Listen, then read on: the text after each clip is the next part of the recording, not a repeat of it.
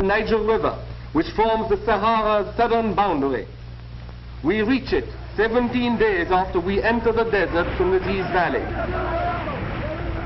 It is as if these people had all themselves come in from the desert and could not satiate themselves with the sight and the feel of water.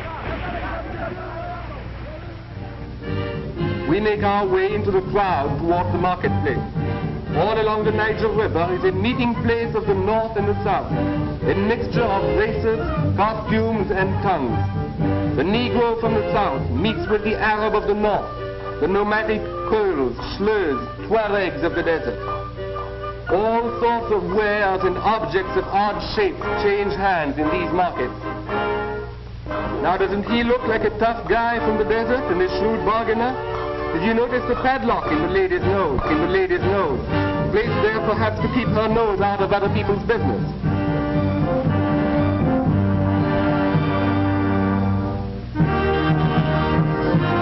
But here is a local chieftain reviewing his warriors.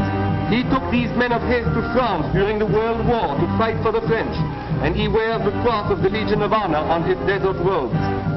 At the influence of the Crusades, which are in camels, we are approaching one of the wells. Traffic was too scarce to bother us. No speed limit and no cops. Another 200 miles done easily in 2 days.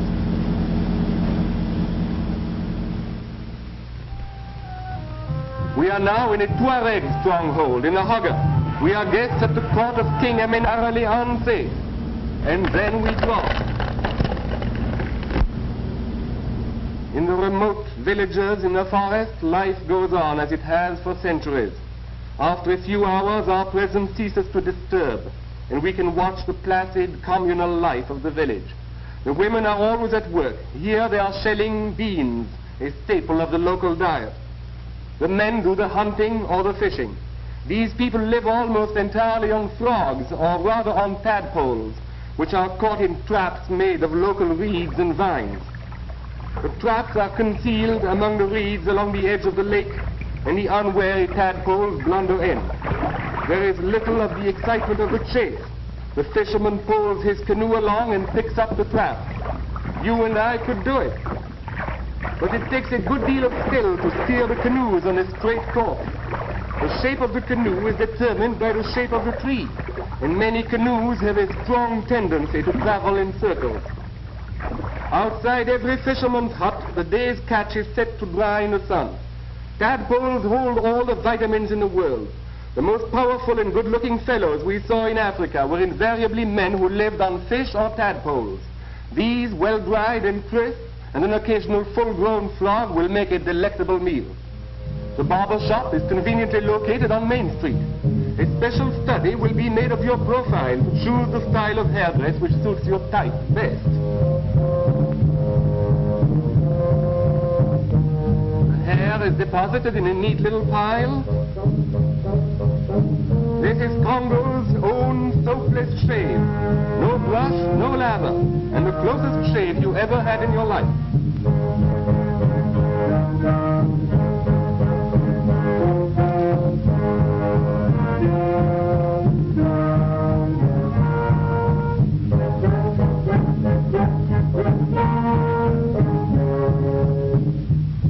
Different styles prevail not only in hairdress, but in the elaborate patterns tattooed by cutting the skin of the face and of the body.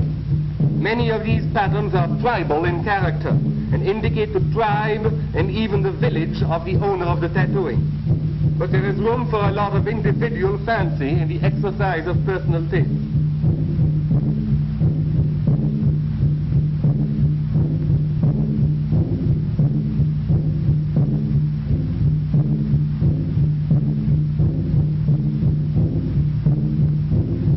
Notice that his teeth have been carefully filed to a point and the two front teeth knocked out.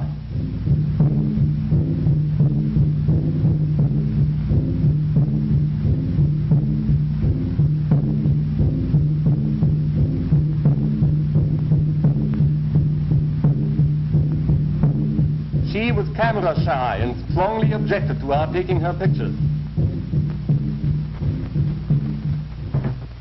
Our arrival in a village was usually the occasion for general rejoicing.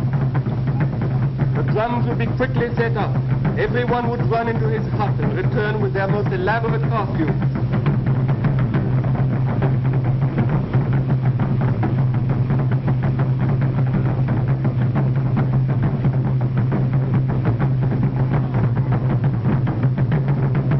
These are not lampshades or baskets.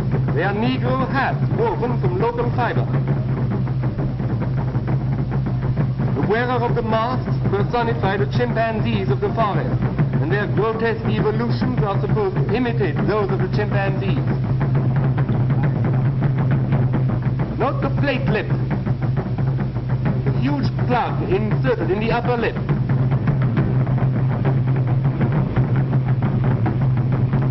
By this time, the orchestra has appropriated the platform on the sedan.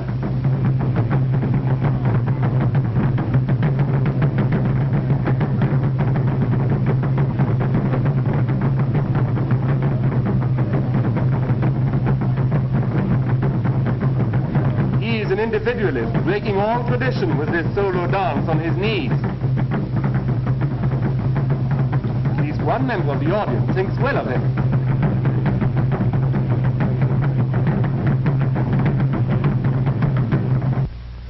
After many days in the forest, we are again in open savanna country. We were in the only region in Africa where the African elephant, popularly supposed to be incapable of taming and training, has been domesticated and put to work. It is wonderful to see the huge beasts haul easily enormous lugs stuck in the forest which no manpower could move. We were seeing our first sausage trees bearing, alas, not the juicy liverwurst which seemed to hang in plenty from their branches, but entirely inedible fruit. The landscape was at last typically African. We were now in country where game was plentiful, but it was seldom that we could, unobserved, come close enough to game for photography. This busy warthog, however, apparently had not heard us coming.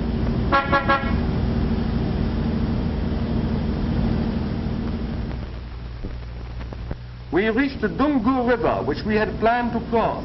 On its far side was utterly uninhabited country, said to be a wild animal paradise. But the river, when we reached it, proved to be impossible to cross. Below us, on the sand banks on the edge of the river, a veritable herd of hippopotamuses was asleep. The honking of the horn rudely awakened them and sent them rushing in momentary panic to the water. They had obviously been seldom disturbed, but we could not get close to them without some precaution. We succeeded, however, in watching unsuspected their family life. Mother rather anxious about baby. Father enjoying the sleep of the tired businessman. Baby seemed safely in the water, but there might be a strong undertow. Now I could see the reason for the good hippo mother's anxiety. That floating log was a crocodile. He was so well hidden that even the little wading birds around him seemed unaware of his presence. Very slowly he was swimming towards the shore, and we waited for hours for a chance to photograph him on land. But nothing is more cautious or wary than a crocodile, and he was taking his time. At last he was coming ashore.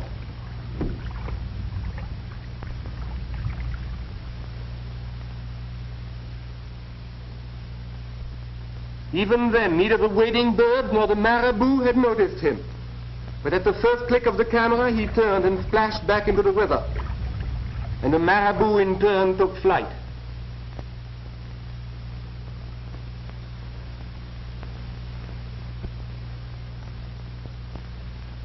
With the sedan, we explored many miles of the river bank. We would come suddenly upon sandbanks on which hippos were as thick as New Yorkers on a Coney Island beach.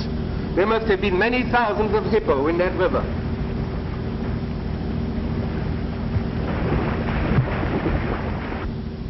When we came unexpectedly too close to them, it was wonderful to see them all get up, stumble over each other in their hurry to get away to the water.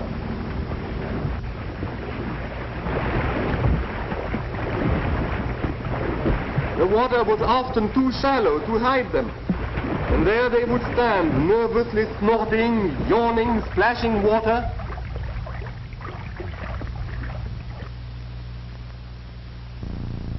We borrowed a dugout canoe from the natives and fitted it with the outboard motor we had brought with us. And in this somewhat strange vessel we explored the river further, lost ourselves in tributaries of the Dongu, and saw many crocodiles. But no transportation for the trucks across the river was to be found, and nowhere could we find a ford where we could hope that the trucks would get through out of their own power without swamping the motors. I was still anxious to get some pictures of crocodiles on land, but even with the motor stopped and the men paddling cautiously, we never could get nearer than 100 feet without their waking up and dashing for the water. At last we saw one who seemed unaware of us. I signaled to the men to paddle straight towards him. They did. And when he suddenly woke up and started for the water, he nearly leapt into the boat with us. There was decidedly no chance of crossing the river under our own power. The bottom everywhere was treacherous and muddy, and the water after unexpected rains too high. We had sent for the elephants, whom we had seen at work on the edge of the forest. We planned to abandon the sedan temporarily and to use elephants to take the two trucks across the river into the game country.